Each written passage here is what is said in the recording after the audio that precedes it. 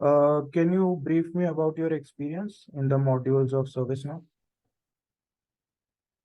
Uh, I have 3 years of experience in ServiceNow administrator. Firstly, I started my career with as a administrator. Then only I am chance to work within development side also.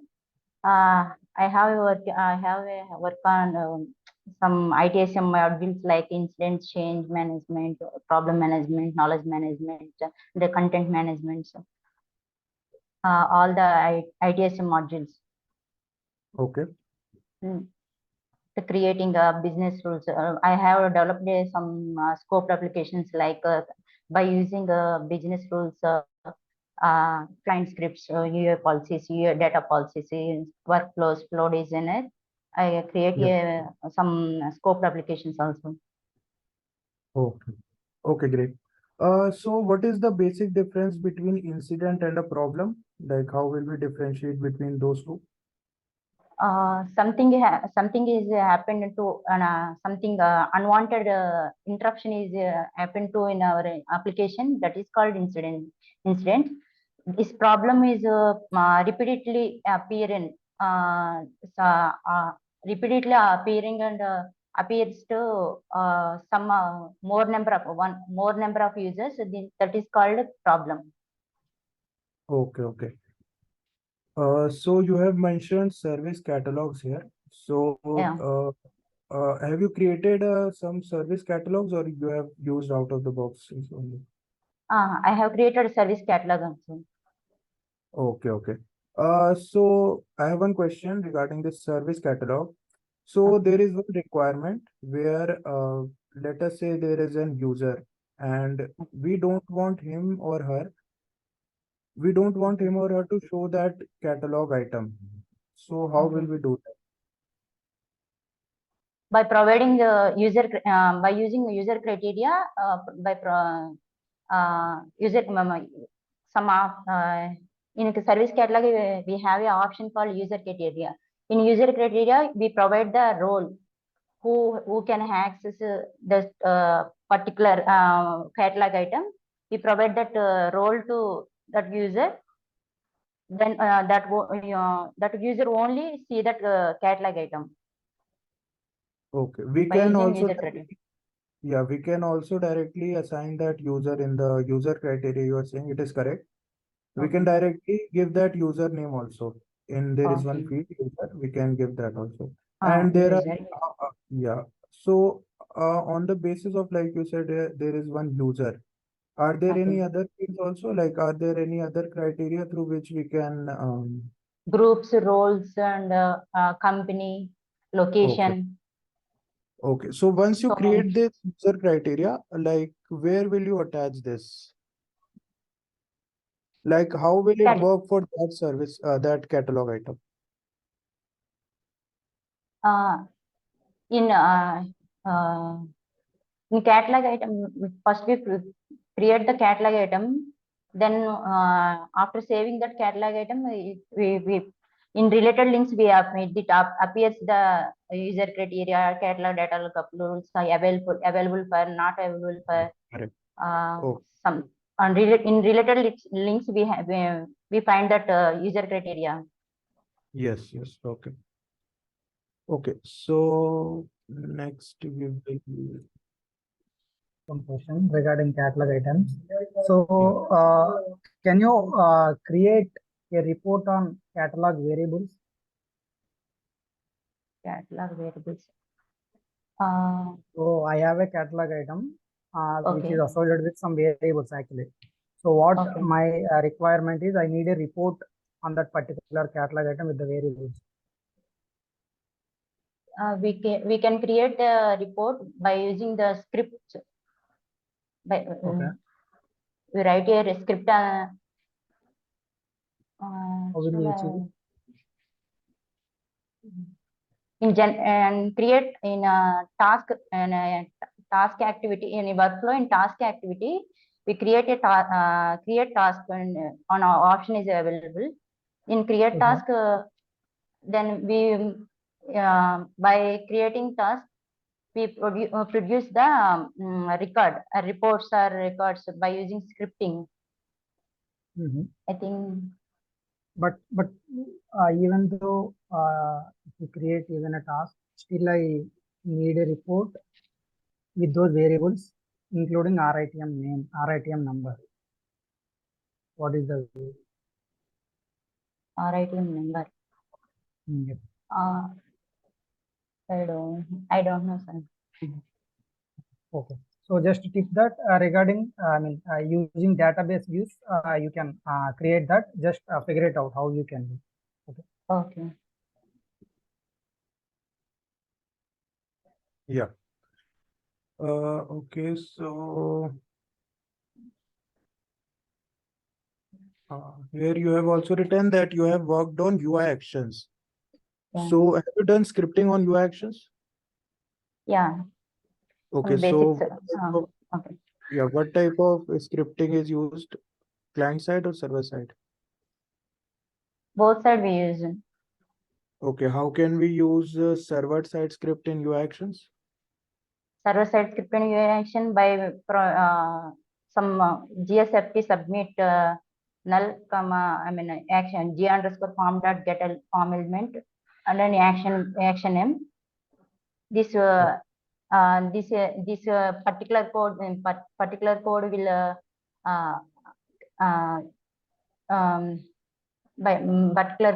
we use the server side action call server side action into client side. Okay, so let's say we are come back to catalog item. Okay, let's say you are in an intake form. Okay. There is variables as well as variable set. Okay. In a variable set, you only want to you can say you want to make those variable sets mandatory. Let us say variable sets has 3 variables inside it. Okay. And you have attached that variable set to catalog item 1, item 2, item 3. Okay.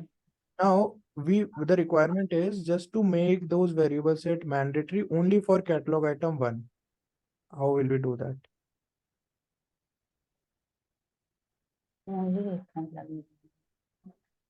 Yeah, so you have used a variable set in the catalog item, and we only want to make it mandatory for one of those catalog items. How will you do that?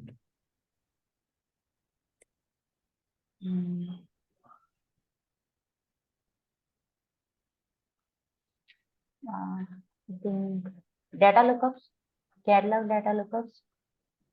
Okay, how will you do that? In catalog data lookups, we have the options called setup field matchative, like data lookups in lookup rules. If by using the setter field and matcher field, we define the one variable by But using the variable. that is for a value, correct? Yeah, We are value. if it is a mandatory field or not. Mandatory. Basically, you can use UI policies, catalog UI policies, Okay. and you can use it for a variable set. Okay. Have a look on that. Okay. Yeah. Have you worked on variable sets? Yeah. So like what are the type of variable sets? Single row variable sets, multi-row variable sets. Okay. Do you know what is multi-row variable set purpose?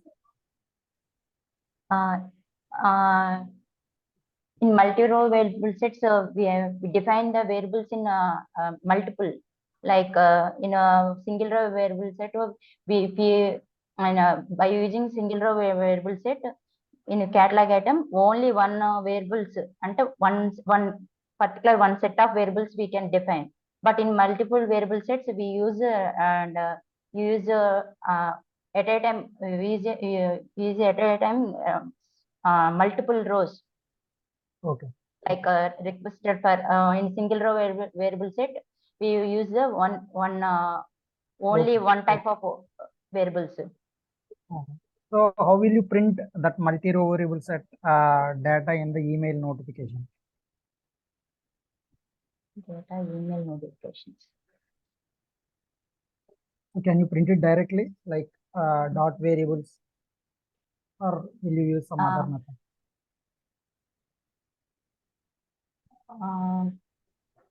Multi. I don't know, sir. Okay. So it stores in a JSON format. So you need to parse and do it in email script. Okay, just check out it. Okay, JSON format. Yeah. Okay. Okay. So you have written script include. So basic scripting you would be knowing. Like, let us say you have used GlideAjax to call script include from client script, Okay. and that client callable is not checked in script include. Okay. Can you call that client script? Like, can you call that server side script from client script then?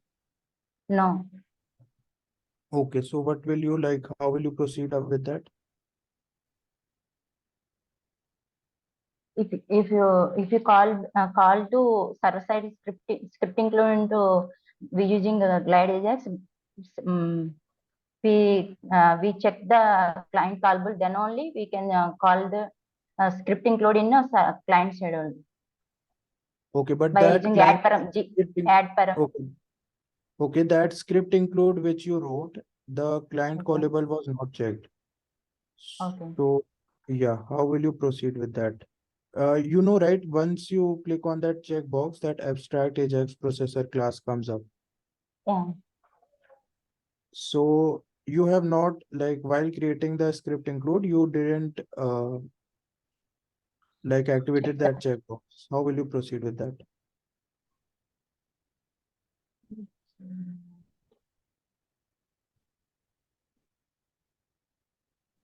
I Okay, don't no have issues.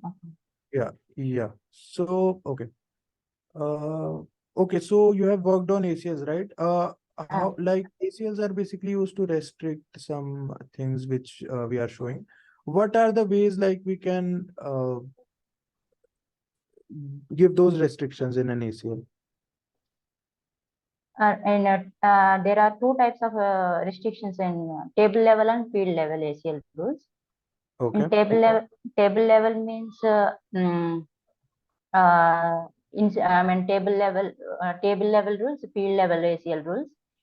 If a user must pass the first table level rules, then only he can access the field in that table. Okay. Okay, and like, how will you use script for that, or what are the things we use inside the ACL? ACL rules come up with basically three: role-based, condition-based, and script-based. Okay, If your correct. user can pass the three basic conditions, then only he or she can access that tables Okay. and fields. Okay. And these three conditions are or and, like, all these three conditions should be met, or any one of these will work. All three conditions should be met. Okay. One question regarding business rules. Did you work on business rules? Yes. Okay. Tell me the difference between after and async business rule. After business rule, it is a like a synchronous call. Asynchronous business rule is a asynchronous call. Like after business rule, user cannot uh, cannot see the sorry, I can take after Okay. business rule results are asynchronous business rule results are in background and running, but user cannot see that process. But in after business rule, user see the results of that business rule. Okay. It is a synchronous call. It is a synchronous call. Can you give me one example where will you use after business rule and where will you use async business? After business rule, if incidents created in the table, then if user by using after business rule, we set the notification to the user. Your priority 1 ticket is assigned to some client. If by using after business rule, you create incident created, then system incident application freezes, and user cannot enter the user cannot do any work on that incident application because of we provide that after creating incident, we create a task like sending email to the user. After email sent, then only incident application available to the user in any action. But in case of asynchronous business rule, if creating an incident, then next user Like can form will be immediately available to immediately the available to the user. Yes. Okay. Okay. Okay, so next question will be, what is the basic difference between a catalog item and record producer? Catalog item is a catalog item is creates the some if you by catalog item provides the workflows, user approvals, RITM, where RITMs, some actions and produce in a catalog item. But in case of record producer, it is like a task-based record producer. It cannot generate any RITMs, approvals, workflows. Okay. Like So, it's like a catalog incident item is record, not problem a- record. Okay, so catalog item is not a task-based record. It won't generate some task-based records. Okay. Okay. Okay, so catalog items basically it will generate request and associated to it will be requested item for Yeah. which task will be attached to. Once those Yeah. tasks are completed, then a requested item and request will be closed. Record producer are basically for any table you want to submit some records. Mm. Any table. Okay. Okay. And okay. So coming to workflows, like have you heard of the action called rollback activity Yeah. in the workflow? Okay, what is that? And how is it different from okay, first define what is a rollback activity. In some situations, we have to approve that item. I mean, I like if you if create an item attached to the workflow, some in that approval user must be approve that request. Then only it will take to the another I mean another activity. Then only move to the another activity. Some we can say that rollback means repeatedly going through some same event. If Okay. infinite So let us infinite say loop there times. there is some point. Let us say there are 5 points in a workflow: P1, P2, P3, P4, P5. Okay. And from P5, I did a rollback activity to P2. Okay. So what will happen like in this case? Like what will happen? Basically, will P3 and P4 all the things which previously got executed, what will happen to them? Roll back to some initial positions like P2, P3 initial define initial 0 states. If you pass them P4 to P5 to P2, this approval we define the some condition. Then if under P5 P2 must satisfy that condition, then only we then only move to the P3, P4. Okay. Okay, have a look on this rollback function. You defined it properly. Okay. That it will transition from one point to other, but what Okay. is the main catch? You take a look on that, explore it more. Okay. So have you worked on import sets and transform maps? Yes. So what is a collage feature in transform maps? It is a unique field, sir. Okay. Unique. What it will do? Unique means if a number field in unique, if a target table has the same number, then it will then it will create update the record same. Okay. If in a target field is different number, then create new record.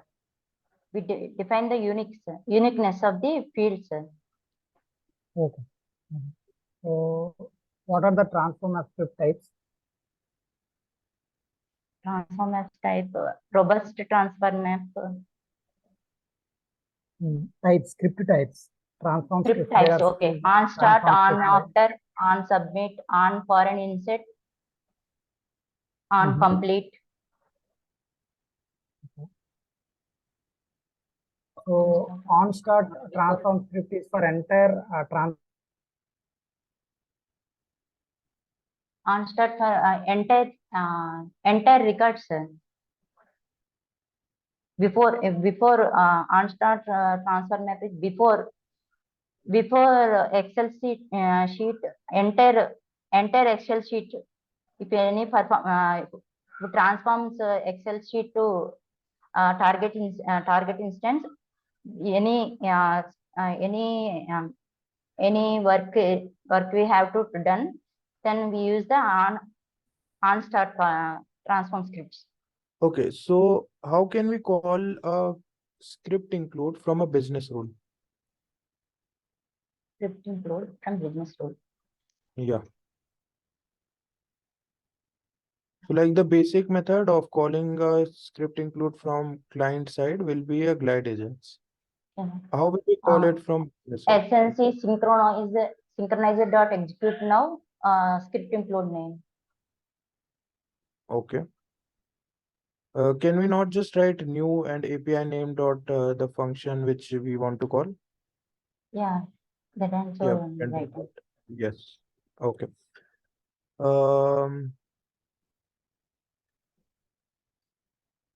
Okay, so what is the like basic use of Scratchpad and how will we use it?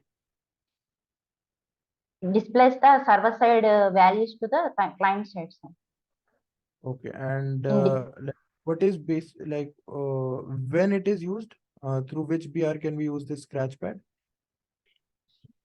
What will be In the business type? rule, display business rule. Correct. Okay. And you have worked on SLAs also, right? Yeah. Okay, so what is a retroactive start in SLAs? If a priority one ticket is created in the incident, Okay. if any after that priority get changed, if we we check that the retroactive start checking, then SLA timer will be noted noted when the SLA created time, not on the priority when the priority get SLA created time, not priority changed time. And you have done some development of on integrations also? Yes, sir. Basic Okay, knowledge. so basic knowledge. What is the difference? Basic question. Okay, difference between a REST and SOAP? Both are same, sir, but in security, high security integration, we using SOAPs. Okay. Both are same functions. We create, put, patch, post, some delete records in third parties, inbound, outbound. but if we want to integrate some third-party applications with high security, then we go for SOAP integration. Okay. And what if we want to use let us say a simple architecture we want to use? We don't want to make things complex. We want a simpler code and we want it to run faster. Which one will be used? REST. Okay. Have you worked on Flow Designer? Yes. Some basics and basics and not deep level. Okay. Using some actions and Okay, what are the actions you have used in Flow Designer? creating incidents. There are 3 types of actions: daily, schedule based, application based, and general task based. Okay, so what if yeah. So what if like there is one requirement in Flow Designer? We have to do the requirement using a Flow Designer only. Okay. There is one requirement like there is one parent record of let us say change record. Okay. And in the in the parent, we want we want to take the value from the caller ID and we want to populate it to the child. How will we do it? Do it using this Flow Designer. And this Flow Designer, let us say you create in any one of those parent or child. That by using the create record and trigger, and in actions we got through data fields. Okay, data field. You heard of something called lookup records? Yeah. What are those? Lookup records. FX script, I know. FX script and don't lookup records.